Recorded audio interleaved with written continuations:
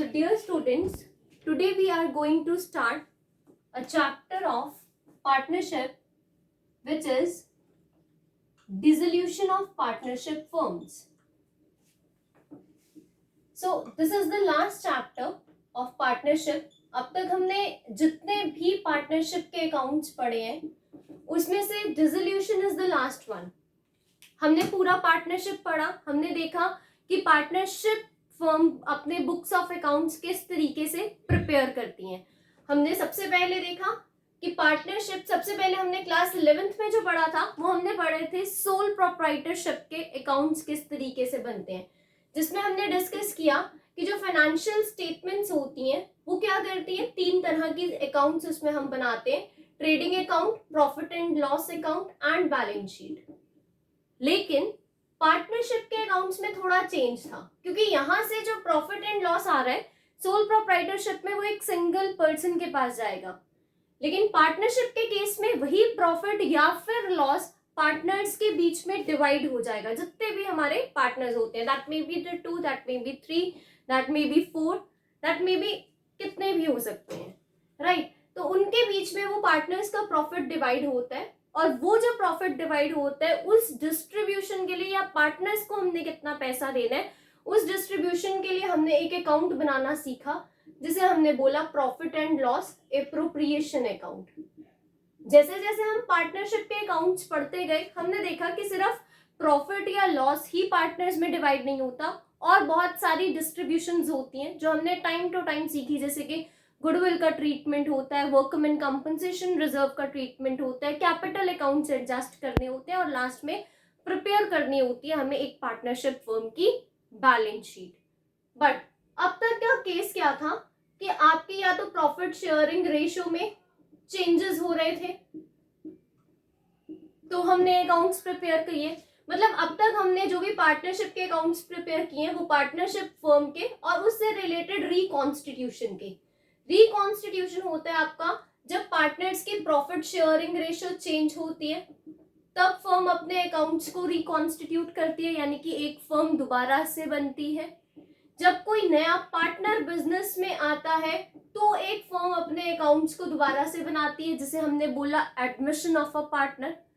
जब कोई partner business से रिटायर होता है या किसी भी पार्टनर की डेथ होती है, तब बिजनेस फर्म अपने अकाउंट्स को दोबारा से बनाती है, यानी कि पार्टनरशिप अकाउंट्स दोबारा से प्रिपेयर किए जाते हैं.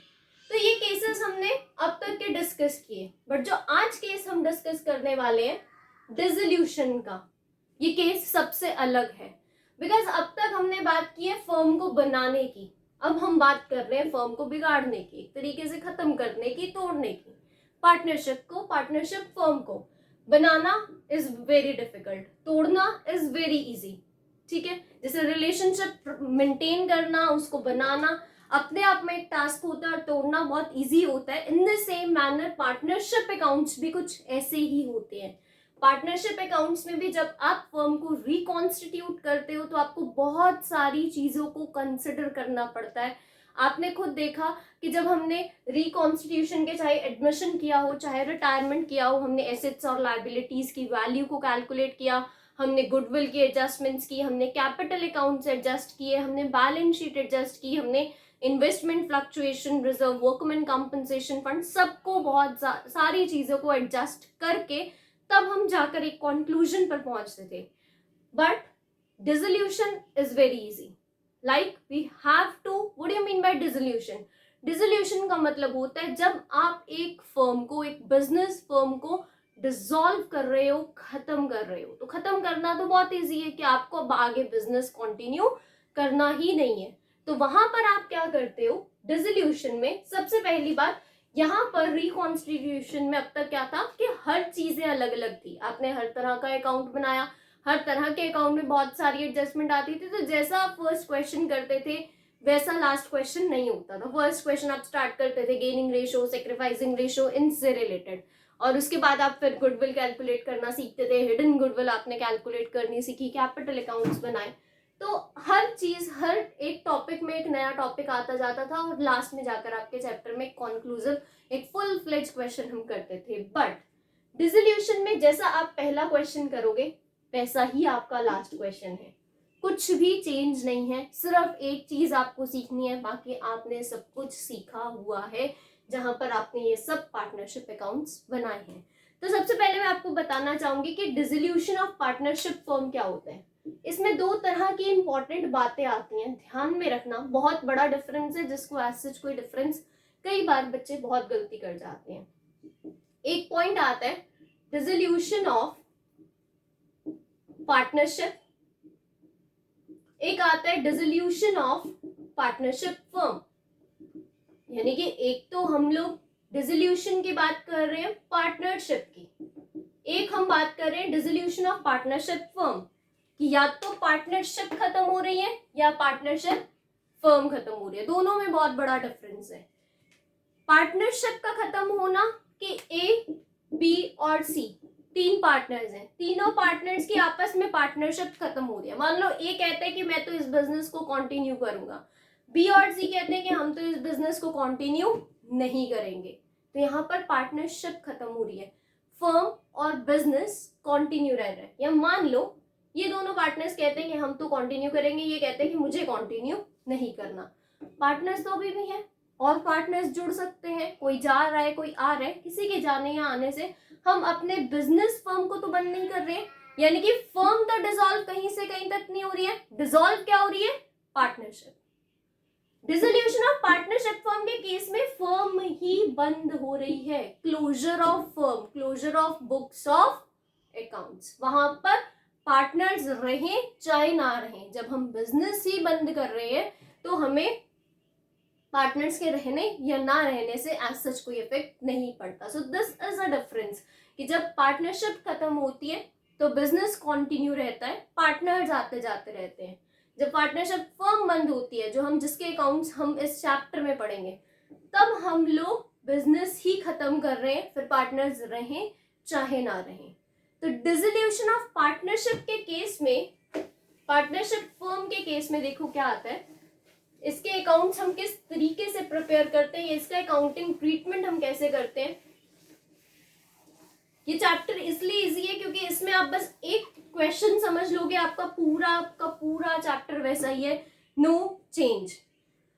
सो ये जो डिसोल्यूशन ऑफ पार्टनरशिप फर्म होता है, ये कुछ केसेस में होता है। सबसे पहली बात, डिसोल्यूशन ऑफ पार्टनरशिप फर्म उन केसेस में होता है या तो आपको किसी भी तरीके का कोर्ट की तरफ से ऑर्डर आया कि आपको अपना बिजनेस डिसकंटिन्यू करना है, तो वो आप डिसकंटिन्यू तब करते हो जब आपको उन्होंने ये कहा है कि आप कोई इलीगल बिजनेस कर रहे हो, या जो आपके पार्टनर्स आपके बिजनेस में आपके साथ है उनमें से कोई इनसेन है, अनसाउंड माइंड का है, तो इन केसेस में कोर्ट आपको ऑर्डर भेजता है and by the notice and by the order of the court आप अपने बिजनेस को शट डाउन करते हो। And when you are going to dissolve your partnership firm, then you have to follow some of the accounting procedure, और उस accounting procedure के जो कुछ पॉइंट्स होते हैं विल डिस्कस।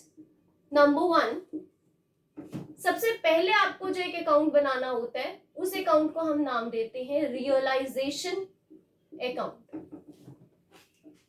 सबसे पहला जो इसमें अकाउंट बनता है वो होता है रियलाइजेशन अकाउंट। क्या होता है वो मैं अभी बताऊंगी, यही एक टॉपिक है जो आपके लिए न्यू है, बाकी सब आपने पढ़ा हुआ है। सेकेंड जो आपका इसमें अकाउंट बनता है वो होता है पार्टनर्स लोन अकाउंट। थर्ड जो आपका इसमें अकाउंट बनता है वो होता है पार्टनर्स कैपिटल अकाउंट।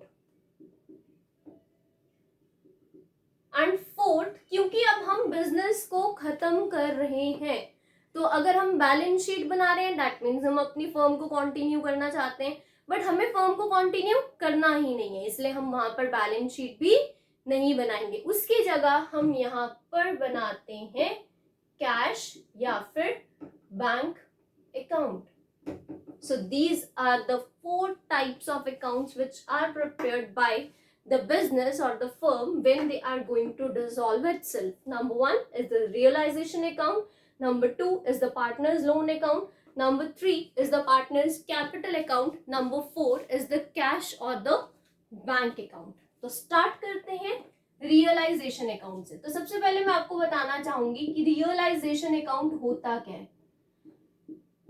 रियलाइजेशन का वर्ड है कि जब भी आप कहीं से भी अपना पैसा एक तरीके से रिकवर कर रहे हो। अब देखो, आप बिजनेस को बंद कर रहे हो, आपके बिजनेस में आपको अचानक से कोर्ट की तरफ से नोटिस आ गया कि आपको बिजनेस बंद कर दे, तो आपके बिजनेस में कुछ एसेट्स होंगी और कुछ लाइबिलिटीज भी होंगी।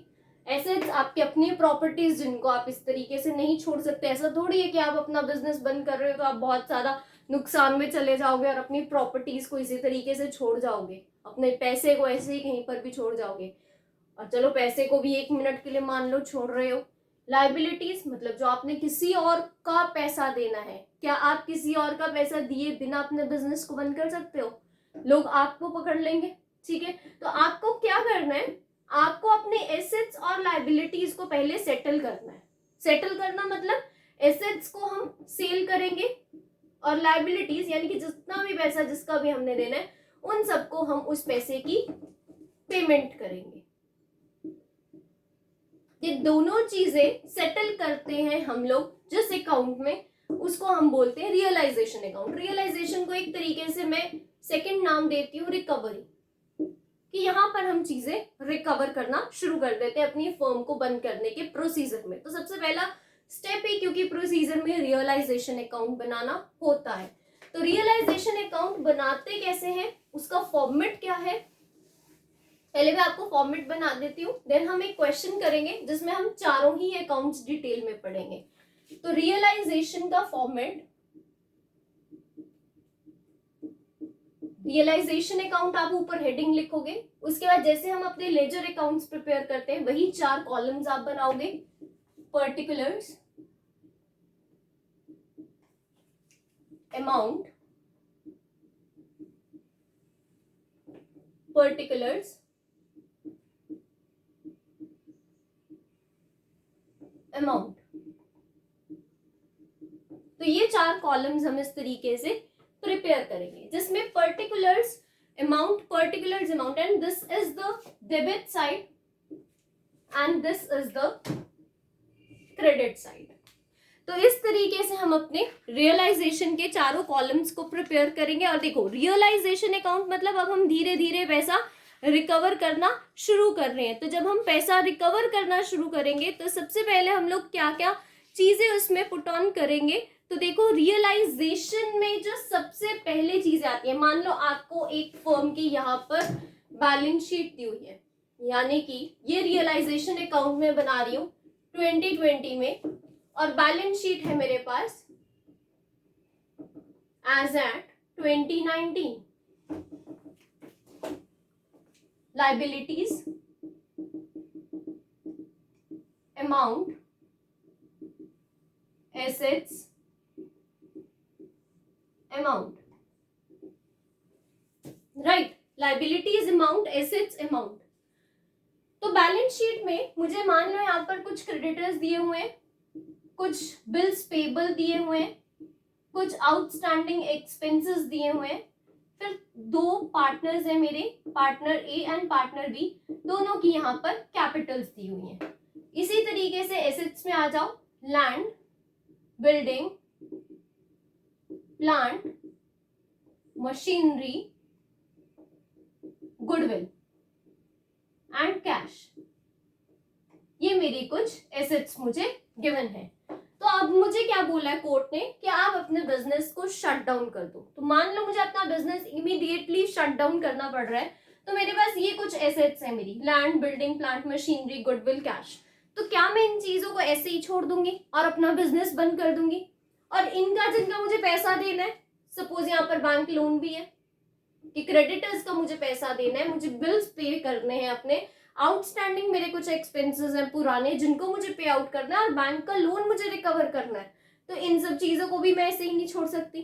तो यहाँ से हम क्या करते हैं, जो हमें बैलेंस शीट में पुराना सामान हमारा लिखा होता है कि ये हमारे अपने पैसे हैं जो हमें मिलने हैं और ये वो पैसे हैं जो हमने चुकाने हैं, हम पहले इनकी सेटलमेंट करते हैं। तो मैं देखूंगी मेरे पास पहले पैसा आ कहाँ से रहा है, क्योंकि अगर मेरे पास कहीं से पैसा आएगा तभी तो मैं किसी को पे आउट करूंगी। तो मैं देखती हूँ मेरे पास लैंड जो है वो 11 लाख की है।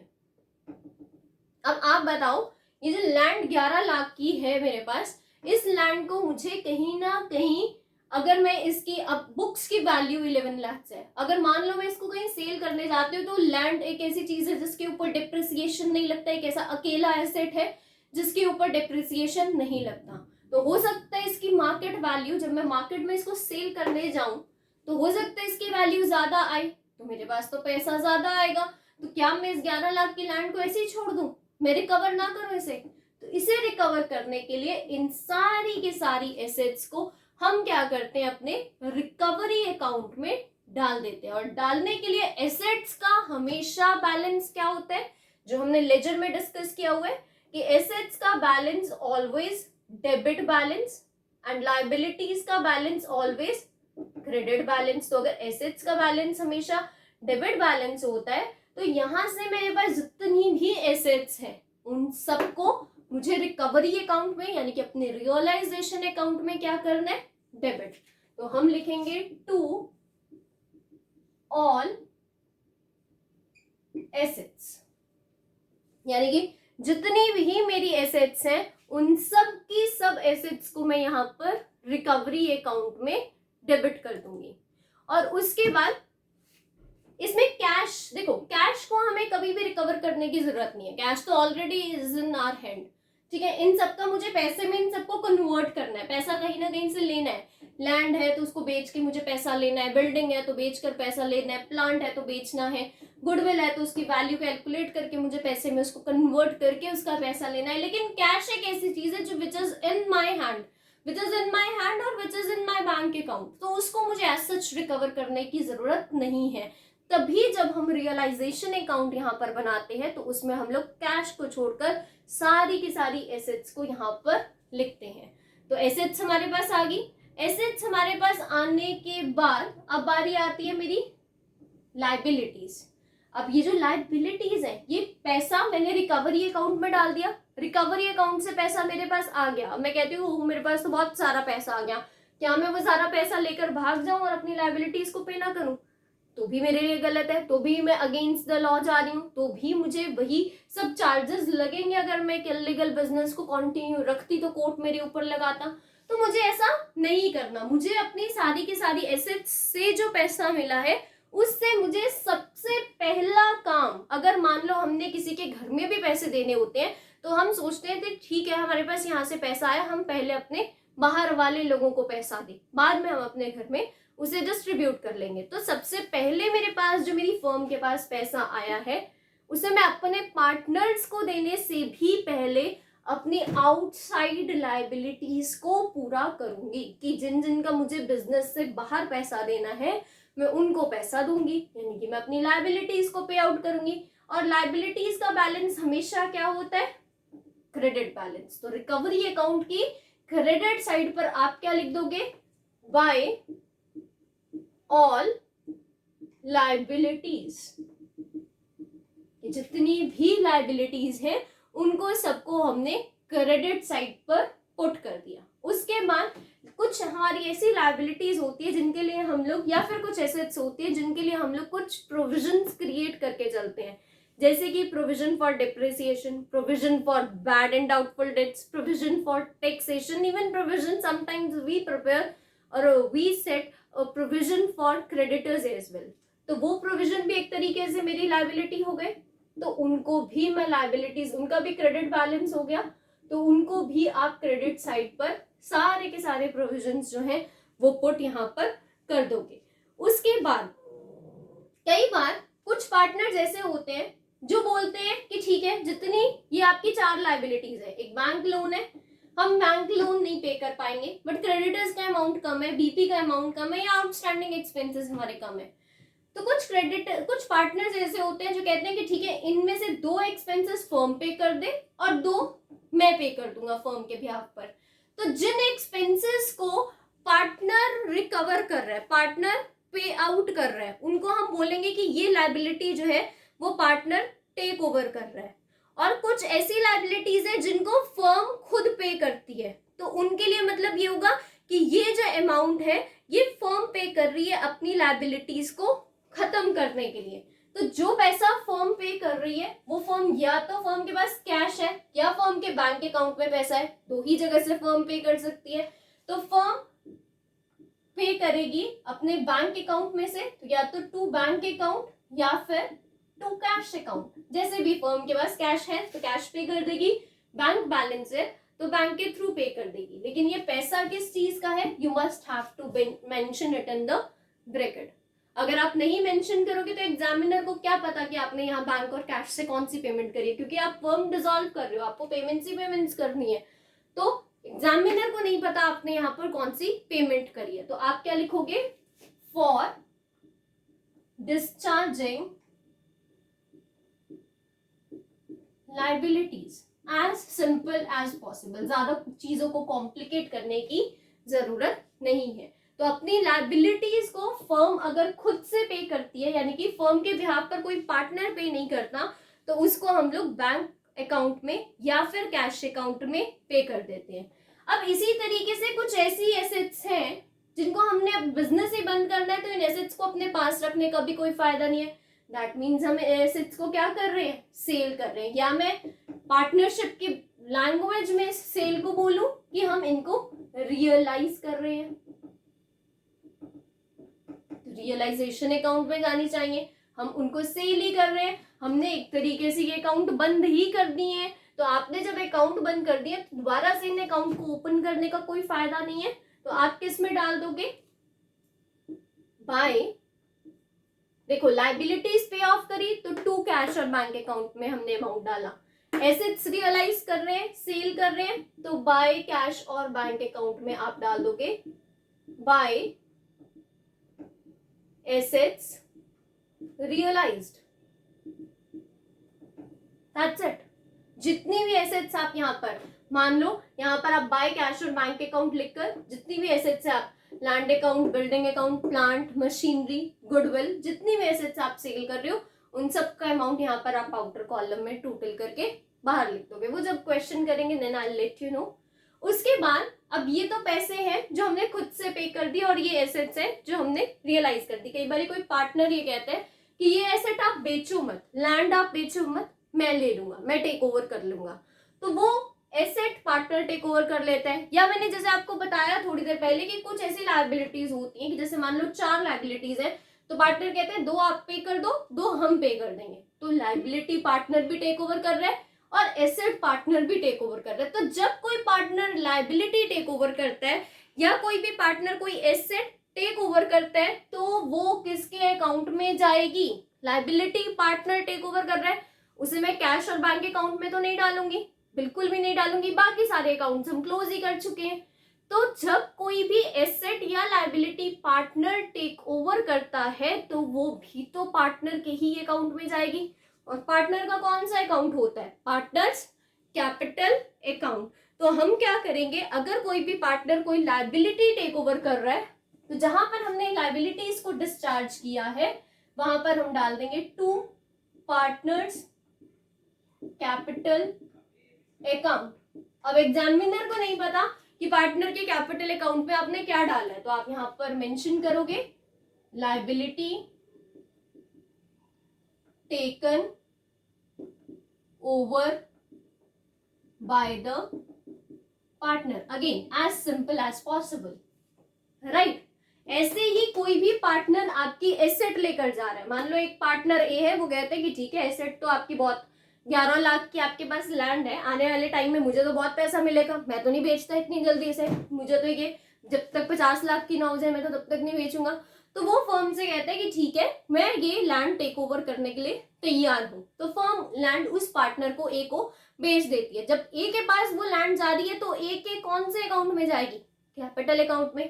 तो जब कोई भी पार्टनर कोई एसेट टेक ओवर करता है, एसेट्स हमने रियलाइज किस साइड करी, जब बिजनेस ने रियलाइज करी तो उनको हमने क्रेडिट साइड पर डाला, तो यहीं पर हम लिख देंगे जब पार्टनर टेक ओवर कर रहा है तो bye partners capital account asset taken over bye partner,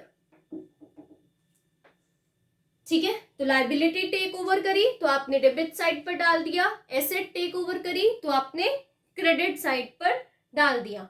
इसके बाद कई बार कुछ आपकी अब अकाउंट्स है, अकाउंट्स ह्यूमन बीइंग बना रहे, एक अकाउंटेंट बना रहे और ह्यूमन बीइंग एक ऐसी चीज है जिससे गलतियां होती ही होती हैं। मान लो इससे ये गलती होगी कि कोई एसेट या लायबिलिटी वो रिकॉर्ड करना भूल गया, तब आप क्या करोगे? दोबारा से बुक्स खोलोगे, दोबारा से अकाउंट बनाओगे? नहीं, इतना इजी नहीं होता। बोलने में 2 मिनट का टाइम है कि दोबारा से अकाउंट बना लेंगे, बट पूरा साल लग जाता है इन बुक्स को प्रिपेयर करने के लिए। तो उनके लिए हमें अगेन एक प्रोविजन दिया जाता है। अगर आप कोई भी लायबिलिटी रिकॉर्ड करना भूल गए हो या एसेट्स रिकॉर्ड करना भूल गए हो, सबसे पहले हम उन चीजों को बोलते हैं अनरिकॉर्डेड एसेट्स और लायबिलिटीज। तो जो भी आपकी इस तरीके से अनरिकॉर्डेड एसेट्स और लायबिलिटीज होती हैं उनको हम अलग से रिकॉर्ड करते हैं। तो फॉर अनरिकॉर्डेड लायबिलिटीज हम डालते हैं इधर टू बैंक या फिर cash account. Again we need to mention it in bracket कि ये है अमाउंट अनरिकॉर्डेड लायबिलिटीज का। And when we have some unrecorded assets with us, then we have to record that on credit side by bank or cash account, और bracket में you need to mention unrecorded assets, right? अब ये जो realisation हमने जितने भी हमारे पास चीजें थी, एसेट्स थी, लायबिलिटीज थी, हमने सबकी सब इसमें डाल दी है। अब रियलाइजेशन का जो आपने इतना सारा काम किया, सेल, परचेज, पेमेंट्स, रिसिप्ट्स, इन सब चीजों को आप ऐसे ही समझते हो कि ये ऐसे ही हो जाएंगी, इनके ऊपर कोई खर्चा नहीं होगा। आप कोई एसेट सेल कर रहे हो, बीच में कोई ब्रोकर होता है, एजेंट होता है, उसको भी आपको पैसे देने पड़ते हैं। तो रियलाइजेशन जब भी हम करते हैं तो रियलाइजेशन के भी कुछ खर्चे होते हैं, और खर्चे मतलब एक्सपेंसेस ऑन रियलाइजेशन, उनको हमें एक टर्मिनोलॉजी देते हैं। तो जितने भी हमारे रियलाइजेशन के खर्चे हैं, क्योंकि वो हमारे expenses and as per the rule of nominal account, हम अपने सारे के सारे खर्चों को क्या करते हैं? डेबिट। तो जितने भी हमारे लिए, अब वो भी हम कहां से पे करेंगे? जो हमारे पास बैंक में पैसा है या मेरे पास कैश पड़ा है, तो उनको हम डेबिट साइड पर पुट कर देंगे। ब्रैकेट में हमें फिर से एग्जामिनर को बताना है, क्योंकि उसको नहीं पता हम बैंक और कैश अकाउंट में कितनी चीजें डाल चुके हैं। उसको क्या पता कि लायबिलिटी का पैसा है या अनरिकॉर्डेड लायबिलिटी है या क्या है, उसको तो हमें बताना पड़ेगा। तो हम उसको क्या बताएंगे? Expenses on realisation. अब यहां तक ही हम इन अकाउंट्स को ऐसे छोड़ दें क्या? बिल्कुल भी नहीं छोड़ सकते। तो हमें क्या करना है? हमें ये देखना है कि अब भी कुछ बैलेंस बच रहा है कि नहीं। बैलेंस बचेगा, यानी कि रियलाइजेशन अकाउंट का बचेगा। रियलाइजेशन अकाउंट बनाने में हमें फायदा हुआ है या नुकसान हुआ है, वो भी तो हमें देखना पड़ेगा। तो दोनों साइड्स का आप टोटल करोगे। अगर आपकी डेबिट साइड शॉर्ट रहती है तो हमारे पास आता है प्रॉफिट ऑन रियलाइजेशन। क्या आता है?